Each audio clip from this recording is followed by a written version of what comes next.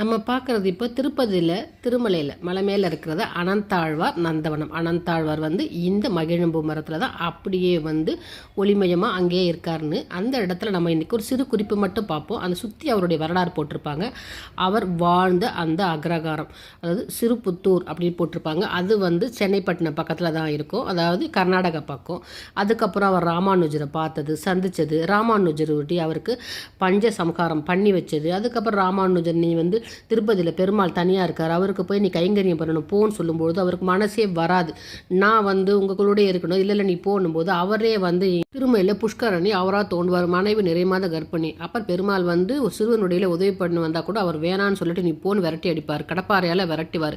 அவர் போய் கருவறையில் மறைஞ்சிடுவார். மறுநாள் போய் கருவறையில் பார்த்தோம்னா அங்கே அவருடைய தாடல் ரத்தம் வந்திருக்கும். ஏன்னா கடப்பாறை தாடையில் போட்டிருக்கும். இன்னும் பச்சை கருப்பை இன்னும் பூசிக்கிட்டே இருப்பாங்கன்னு சொல்லுவாங்க தாடையில்.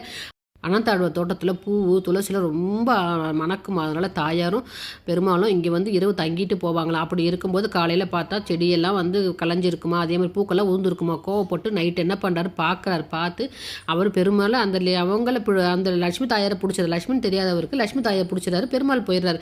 மறுநாள் காலை சுப்பிரபாத சேவை கதவை திறந்து பார்த்தா பெருமாளுடைய மார்பிள் லட்சுமி தாயார் இல்லை. அப்புறமா தான் தெரிஞ்சது நம்ம எடுத்துகிட்டு லட்சுமி தாயார்ன்ட்டு. அது ஒரு வரலாறு, ஒரு ஓவியமாக வரைஞ்சிருப்பாங்க. அதே மாதிரி பெருமாள் ஒரு சீடர் மூலியமா அனந்தாழ்வாரை போய் கூட்டிகிட்டு வர சொல்லுவார். அனந்தாழ்வார் துளசி மாலை கட்டிகிட்டு இருப்பார். நான் வரேன், நீ போன்னு வர மெதுவாக போய் பெருமாளை பார்ப்பார். பெருமாளும் கோவம் வந்துருப்பான். நான் எப்போ கூப்பிட்டு நீ எப்போ வரேன்னு சொல்லும்போது, நான் என்ன உங்களுக்கு என்ன கைங்கரியம் பண்ண வந்திருக்கேன், எங்களுக்கு ஆச்சாரியர் சொன்னதுனால இங்கே நான் மாலை கட்டி உங்களுக்கு நான் பூஜை பண்ணிக்கிட்டு இருக்கேன் அப்படி பெருமாள் சொல்லுவாரா. நீ ஏன் மலையிலேருந்து என்னையே சொல்கிறேன் போது, இது உங்கள் மலை கிடையாது, இது அவர் வராகர் சாமி கொடுத்தது தான், எனக்கு முன்னாடி வந்தீங்க, நான் பின்னாடி வந்திருக்கேன், அவ்வளோதான் சொல்லுவார். அந்த அளவுக்கு தைரியமாக பேசக்கூடியவர், பெருமாள் கிட்ட பேசக்கூடியவர் அனந்தாழ்வார். லட்சுமி தாயார் சிரிப்பாங்களா, அவங்ககிட்ட வாயை கொடுக்குறீங்களே அப்படின்னு சொல்லிட்டு.